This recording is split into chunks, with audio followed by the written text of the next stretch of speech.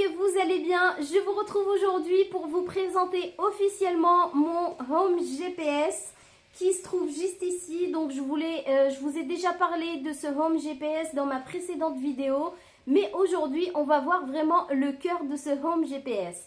Alors pour tout vous dire, j'ai toujours investi dans des agendas, mais je n'ai jamais trouvé l'agenda de mes rêves, tout simplement parce que quand on est maman, on a besoin de noter que ce soit les rendez-vous des enfants, quand est-ce qu'on les avait pris, quand est-ce qu'on doit les reprendre, pour les réparations de voitures, pour les tâches ménagères, bref pour moi, pour ma chaîne YouTube pour le coup. Je n'ai jamais réussi vraiment à trouver un agenda qui me convient, que je puisse vraiment écrire tout dedans. Ces derniers temps, j'ai pas mal écouté de livres audio et il y en a un seul qui m'a vraiment inspirée. C'est celui-ci que je vous mets juste ici. Dans ce livre, elle explique tout simplement qu'il faut tout centrer dans un même classeur pour éviter de chercher quand on a besoin de quelque chose et pour éviter de perdre du temps. Donc vraiment inspirée et j'avais envie d'en créer un pour le coup. Évidemment, je l'ai adapté un petit peu à ma vie, mais je vais vous montrer quand même ce que j'ai mis à l'intérieur. Bien sûr, c'est un classeur vraiment très simple. Ici à l'intérieur on va trouver donc l'agenda annuel tout simplement. Alors moi je l'ai mis ici pour marquer tout ce qui est vacances scolaires et les congés de mon chéri. On arrive ici dans la première page, donc j'ai mis juste cette photo, voilà, du Home GPS. Alors ici sur la première page on va trouver le tracker d'anniversaire tout simplement. Ensuite, j'ai mis également, moi, ma semaine de tournage pour mes vidéos YouTube. Comme ça, je m'y retrouve quand je planifie.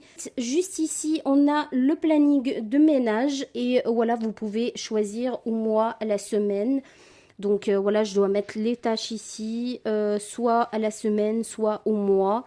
Voilà, donc ensuite, ici, on arrive un petit peu sur le mois de septembre. Et j'ai un petit calendrier donc du mois de septembre. Ici, j'écris ma to-do list pour la semaine et je viens ensuite la répartir pour toute la semaine. Je viens m'en servir également de mon planning YouTube pour noter également ici parce que comme ça, j'ai le temps de faire mes vidéos YouTube et en même temps faire les choses pour la maison tout simplement. Ici, j'ai un tracker également.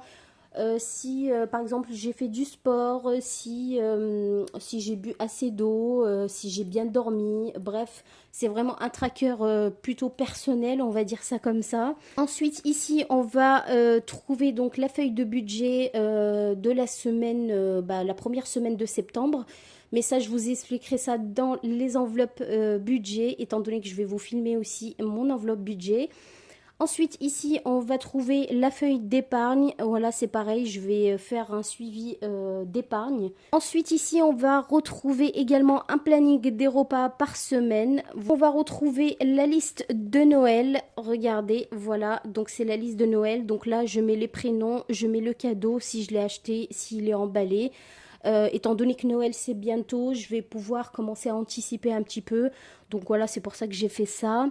Ici, on va retrouver donc une to-do list des activités que j'aimerais faire, soit pour le mois de septembre, soit pour les mois qui arrivent. Ici, j'ai une to-do list de shopping parce que c'est vrai que souvent, je vois des nouveaux produits, mais je sais jamais où les noter. Et je me suis dit que ça serait bien d'avoir une liste de shopping.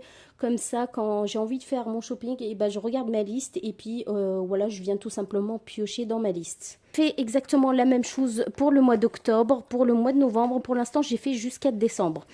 Ensuite, ici, on arrive sur mon planning de vidéos. Donc ici, c'est vraiment la partie qui concerne ma chaîne YouTube, que ce soit mes idées vidéo, les fiches, les fiches vidéo que je prépare à l'avance et mon planning mensuel de planification. Et je crois que la partie la plus intéressante aussi, c'est celle-ci vraiment, parce que là, du coup, c'était vraiment pour ma chaîne YouTube.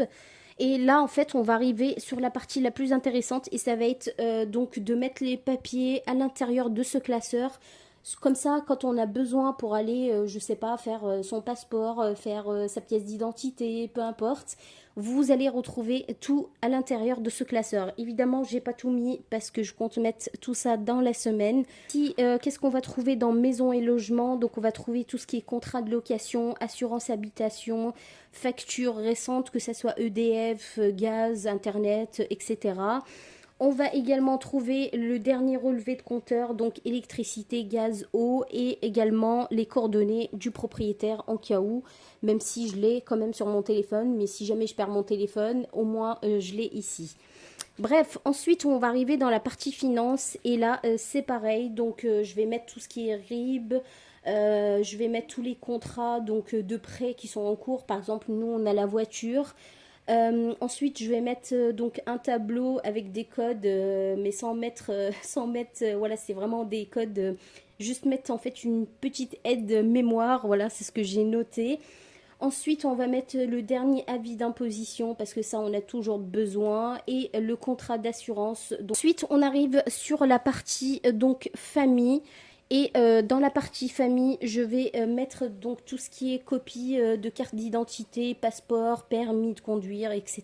Livret de famille également, le carnet de santé, de vaccination des enfants, la liste donc des numéros importants, soit médecin, école. Ensuite, on va arriver dans la partie travail. Et dans la partie travail, donc je viens mettre ici la dernière fiche de paye, le contrat de travail, l'attestation employeur si besoin. Ensuite, on arrive sur la partie véhicule. Là, je vais mettre donc la photocopie de la carte grise, assurance auto, moto, contrôle technique, le carnet d'entretien, facture de réparation. Donc, je mets vraiment tout ici.